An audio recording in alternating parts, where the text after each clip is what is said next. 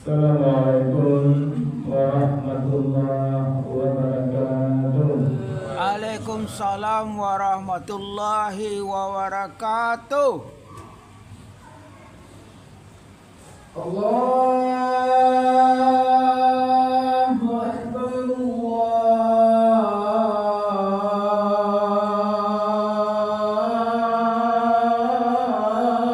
Akbar, Allahu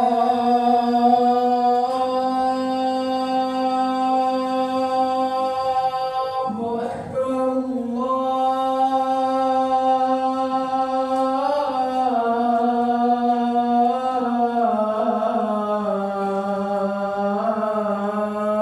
Allahu Akbar. Asyhadu an la ilaha illallah.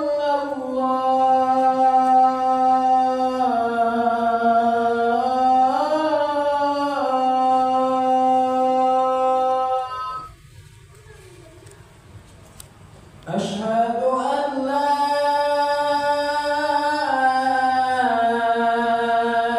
ilaha illallah.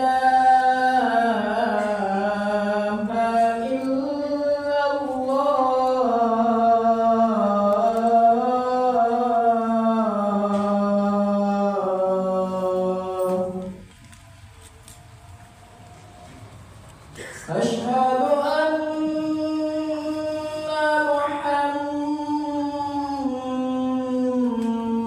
Muhammadan Rasulullah.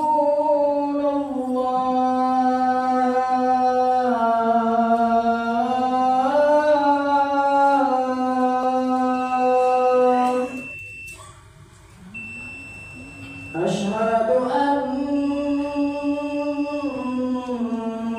Muhammadan Rasulullah.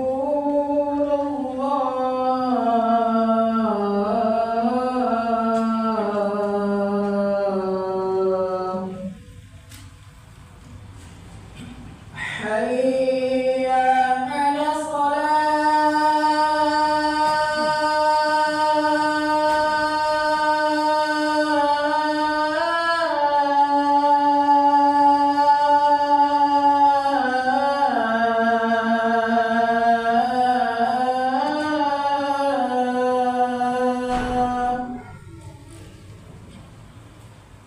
Hayya 'alas salah.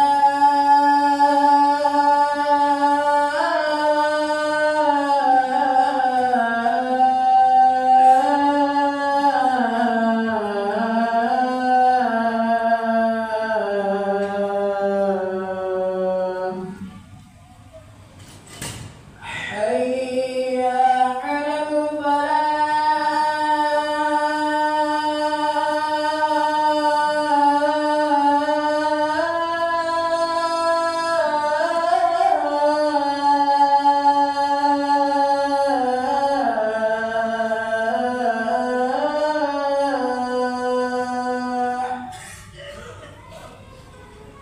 Hayya 'alal falah.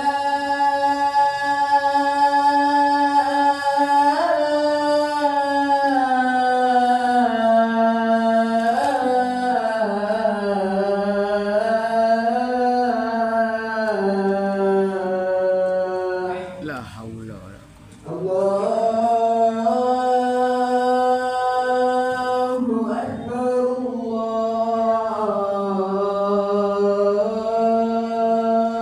Allahu Akbar. Allah. La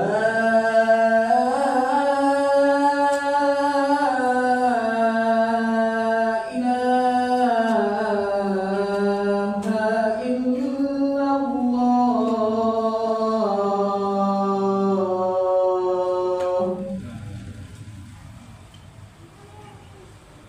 Ya Allah.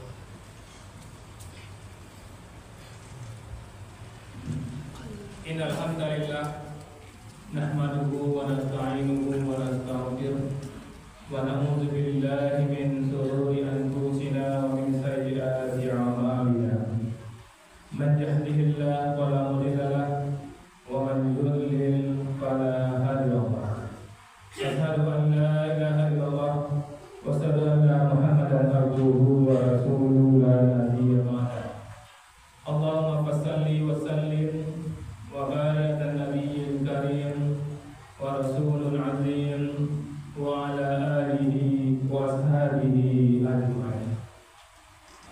ba'du fa ya ibadallah ittaqullah haqqa tuqatih wa la tamutunna illa wa antum muslimun.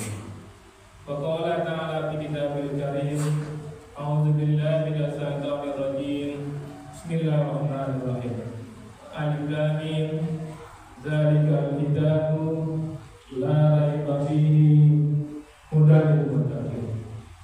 Sallallahu alaihi. Bapak kaum mukminin yang hati muliakan, alhamdulillah bersyukur kepada Allah, luar biasa nikmat yang telah Allah berikan kepada kita. Izin dalam Allah tentunya kita hadir di masjid ini. Mudah-mudahan hadirnya kita di masjid ini benar-benar tercatat di sisi Allah Subhanahu wa Ta'ala, dan kita semua mendapatkan pahala terbaiknya.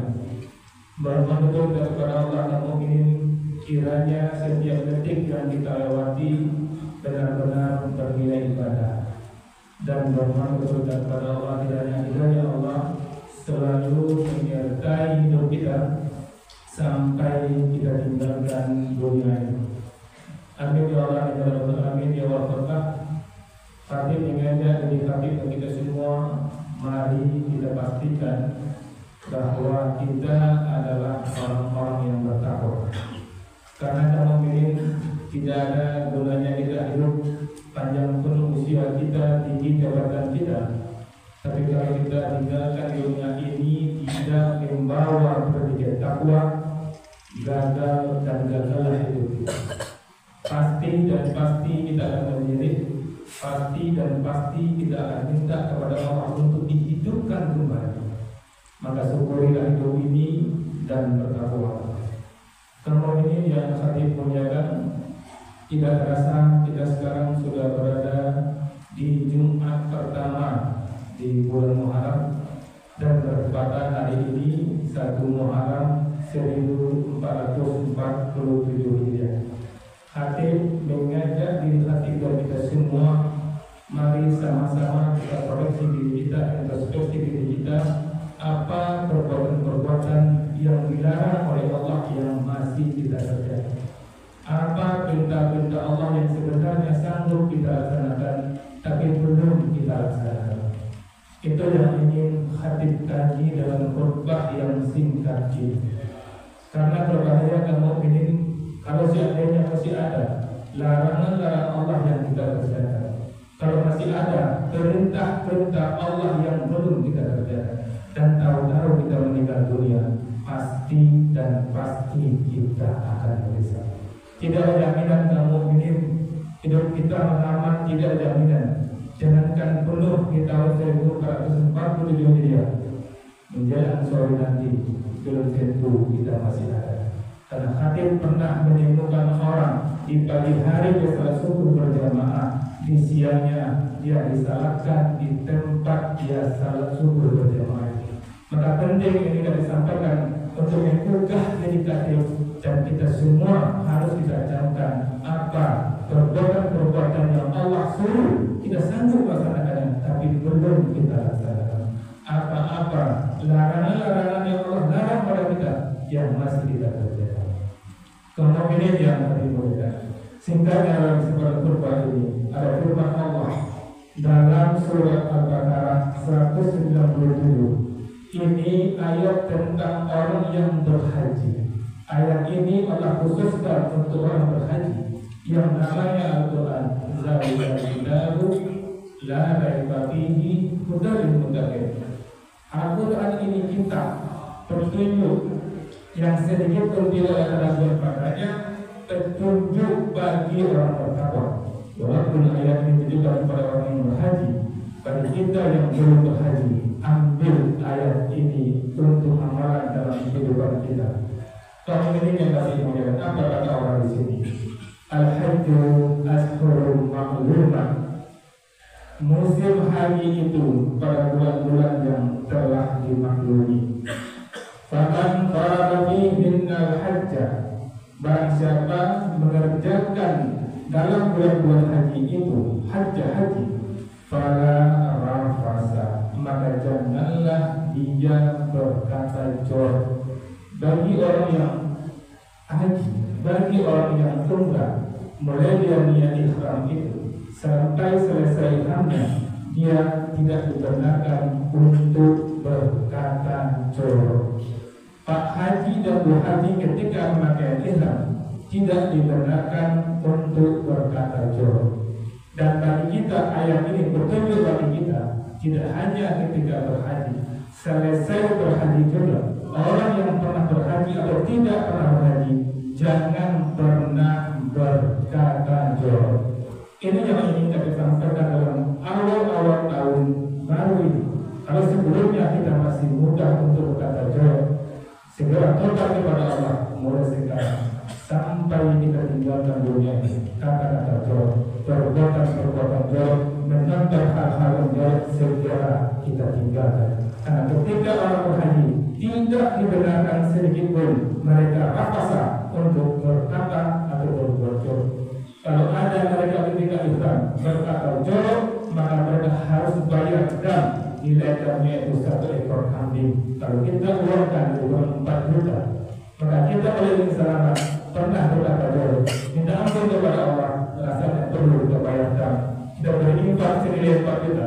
Kalau tidak sanggup 4 juta, 1 juta, 2 juta. Jangan pernah merasa tenang ketika kita pernah berkata jorok, berbuat jorok, menonton yang jorok, maka tobatnya diiringi dengan berinfak kepada fakir miskin, kepada siapa saja yang membutuhkan, dengan nilai dam yang kita akan 1 juta, 2 juta. Kemudian apa lagi kata Allah di sini? Wala yusufa, dan janganlah dia berbuat maksiat. Pak Haji dan Bu Haji tidak dibenarkan bermaksiat ketika dia melaksanakan haji. Dan tidak hanya ketika melaksanakan haji, selepas dari itu, kalau dia ingin berangkat untuk haji mabrurnya, ketika untuk di Arafah, dia ikuti aturannya, kembali ke tanah air. Dia buktikan dia tidak nafas, dia buktikan dia tidak susuk, tidak berbuat maksiat. Apa itu maksiat kaum mukminin? Melanggar aturan Allah itu maksiat, mengerjakan sesuatu yang dilarang oleh Allah itu maksiat. Merasakanlah ada tak di antara kaum mukminin yang masih mengerjakan yang dilarang oleh Allah, segera taubat kepada Allah sebelum terlambat. Kemudian apa kata Allah di sini? Wala jidala fil haq, dan jangan dia bertengkar ketika berhaji. Tidak hanya ketika berhaji saja bertengkar, lepas dari haji pun jangan kita bertengkar. Dan kita yang belum berhaji pun camkan dalam diri kita tanda kita orang bertakwa, tanda kita orang beriman, tidak ada pertengkaran di antara kita. Camkan ini kaum mukminin. Bahkan Rasulullah jangankan bertengkar, menghindari berdebat saja. Orang yang sanggup kata untuk berdebat, kemudian dia berhenti tidak melanjutkan debat, apa kata Rasulullah? Dapat rumah nanti di surga. Bayangkan kaum mukminin berhenti dari berdebat saja, tertahan diri kita, Allah berikan tulisan Rasulnya berumah nanti di surga. Apalagi kita mampu menahan diri kita untuk tidak bertengkar. Apa kata Allah kemudian berikutnya?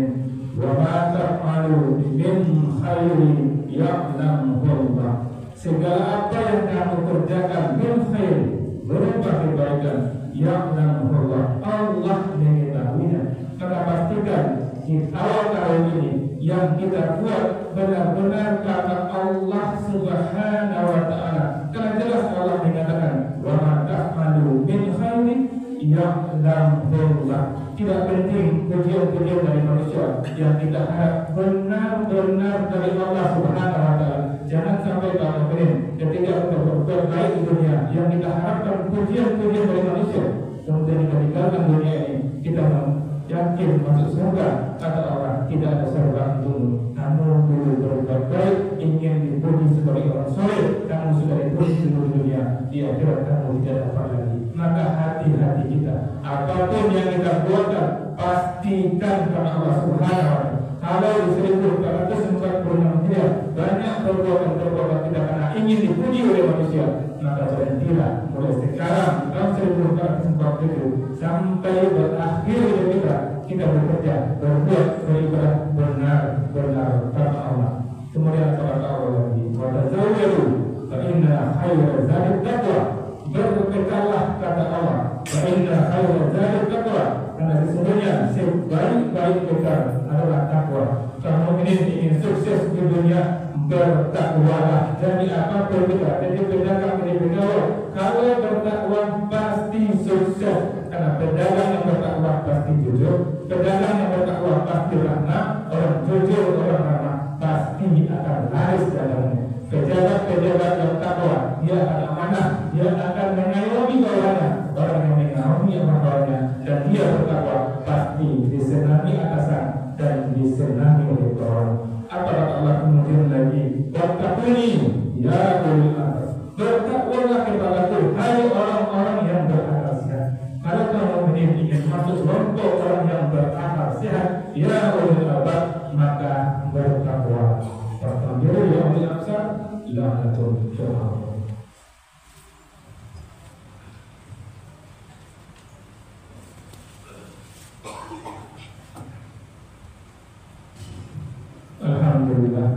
Alhamdulillah rabbil alamin, asyhadu an la ilaha illallah wa asyhadu anna Muhammadan abduhu wa rasuluhu la nabiyya ba'dah.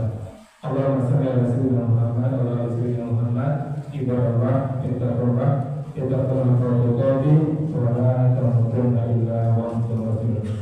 Kemudian yang kami muliakan di khutbah kedua, kami ingin mengajak kita untuk melihat firman Allah dalam surat Al-Munafiqun, surat 63 ayat 10 di juz 28. Ini berkenaan dengan dam yang diberikan bagi jemaah haji ketika mereka melanggar aturan haji, mereka berbayar dam.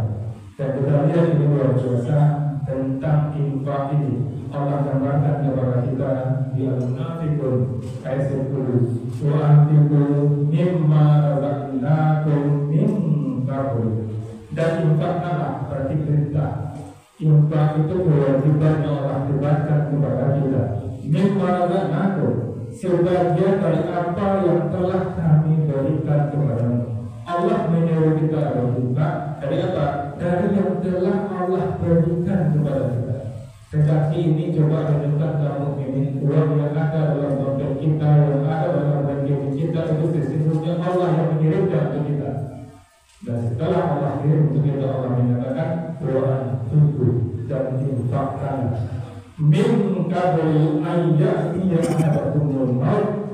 Infakkan segera Allah sebelum datang kepada salah seorang di antara kamu kematiannya.